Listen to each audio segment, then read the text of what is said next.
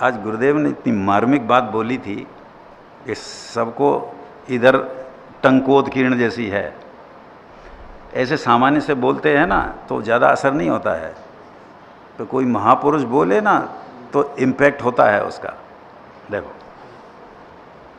और ऊपर थोड़ा ये बात कही थी कि राग जे अनादिनो राग અને પુણ્ય પાપના ભાવો વિકારનો શીલ નામ સ્વભાવ હતો એ सम्यक दृष्टि अनुभवशील થઈ ગયો। सम्यक दृष्टि जो है वो अनुभवशील माने आत्मा का अनुभव करने वाला થઈ ગયો।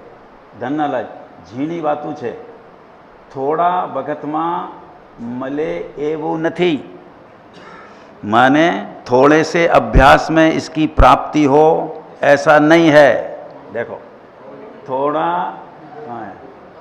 થોડા વખતમાં મળે એવું નથી, બહુ નિવૃત્તિ લેવી જોઈએ। छोटी मोटी निवृत्ति नहीं, बहुत निवृत्ति लेना चाहिए। बहुत थोड़े वक्त देने से नहीं, बहुत निवृत्ति वो लेना चाहिए, बहु निवृत्ति लेवी જોઈએ। अब सुनो जो खतरनाक बात, आ कहीं बेचार दी सांवली ने एटले थई जाए, 2-4 बार 2-4 घंटे रोज स्वाध्याय करने से, 2-4 घंटे सुनने से हो जाए ऐसा नहीं है। लो कौन सी कैटेगरी में है हम? जो रिजेक्टेड कैटेगरी में भी नहीं है। लिखा है कि 2-4 घंटे रोज स्वाध्याय करे इसमें मिल जाए ऐसा भी नहीं है। अब क्या करना?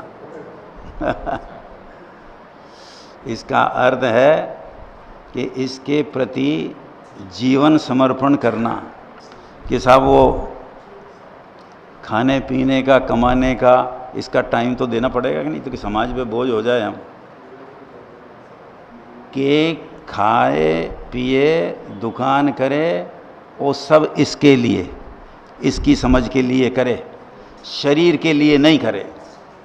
रमेश जी इसका नाम निवृत्ति है। अभी बोलो पदम जी, गुरुदेव के शिष्य कहलाते हैं ना। इतनी ऊंची हिंदुस्तान में सबसे बड़ी जयंती मनाई कि नहीं मनाई? और ये नहीं सुनेगा तो काई की जयंती मनाई है? ख्याति लाभ के मन लिए मनाई है। सारे कहेंगे हिंदुस्तान में इंदौर वाले बहुत बढ़िया मनाते हैं, और इंदौर वालों को पता नहीं है पोल है कितनी, कि कुछ भी उनको मालूम नहीं है कि गुरुदेव को क्या कहना है। समझ में आया? ये बुरा नहीं मानना हो जोशी जी, आपने तो 1 लाख रुपए दिया है, हैं? हाँ दे भले, उस देने वालों को पहले समझना तो सबको। पर क्या कहते हैं देखो कि थोड़ी निवृत्ति से नहीं, बहुत घनी निवृत्ति चाहिए, हैं? वो निवृत्ति थोड़ी या बहुत जब कहलाएगी, जब आपको उपलब्धि होगी तो निवृत्ति थी। ये उपलब्धि नहीं है तो काई की निवृत्ति? पदम जी देखो ऐसे सिर्फ जो सुना दे सोई सुन ले ऐसा नहीं है। जिस बात को जहाँ जोर है वहाँ अपना जोर आना चाहिए। किस बात पे जोर दे रहे हैं? देखो कि थोड़ी बहुत निवृत्ति से नहीं, 2-4 घंटे से काम नहीं, कि हमारे तो 2-4 घंटे ही नहीं है, अब क्या करोगे? तो दो ना कि कैसे दे हम? कि जो करे वो इस तत्व को समझने के लिए करे, जो भी करे वो उसके लिए करे, तब चांस है। और ऐसा समझने वाले को बाहर की जो अनावश्यक प्रवृत्तियां होती हैं उनका तो बिल्कुल त्याग हो ही जाता है। 1 मिनट वो बाहर की प्रवृत्ति में, अनावश्यक प्रवृत्ति में नहीं देता है। ऐसा गुरुदेव का मंतव्य था। इसमें सुना था आज तो वो कितनी ऐसे ज्ञानियों के वचन कोई महाभाग्य से सुनने मिलते हैं। रमेश जी क्या लिखा है देखो, थोड़ी बहुत नहीं, घनी निवृत्ति જોઈએ, बहुत निवृत्ति चाहिए। छोटी मोटी निवृत्ति माने महाव्रत आदि के परिणाम, ये कोई निवृत्ति नहीं है, ये प्रवृत्ति है। महाव्रत के परिणाम प्रवृत्ति है, निवृत्ति नहीं है। आया समझ में? युगल जी ने तो कहा कि जो पुण्य का उदय किसको ज़्यादा है, बहुत धन हो उसको कि नहीं, बहुत धन वाले के पुण्य का उदय नहीं है, बल्कि जिसको कमाने के लिए कुछ भी, दो रोटी के लिए कुछ भी मेहनत न करना पड़े, पूरा जोर इधर दे, उसके सबसे ज़्यादा पुण्य का उदय है। जितेंद्र जी, ये परिभाषा ही अलौकिक जाति की है।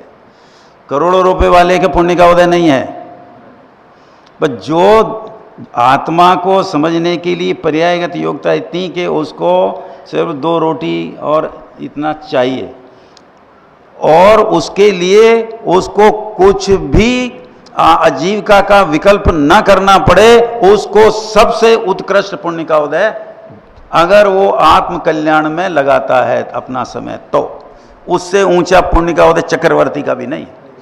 ऐसा कहा युगल जी ने कहा है। हाँ बस, और क्या है। मैं वो क्या कहा था याद है पदम जी, परिवार वालों को, कि मैं तुम्हारे लिए पंगु हूँ, दो रोटी के लिए बस तुम्हारा मेरा साथ है, बाकी कोई साथ नहीं, परिवार से कोई साथ नहीं।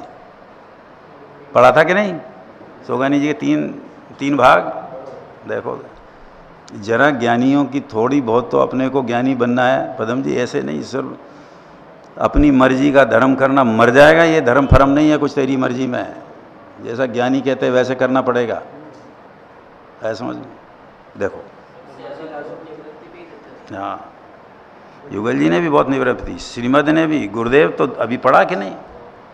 ये तो 24 घंटे पाप में प्रवृत्ति, तो निवृत्ति का सोचता भी नहीं है, तो निवृत्ति होगी कब।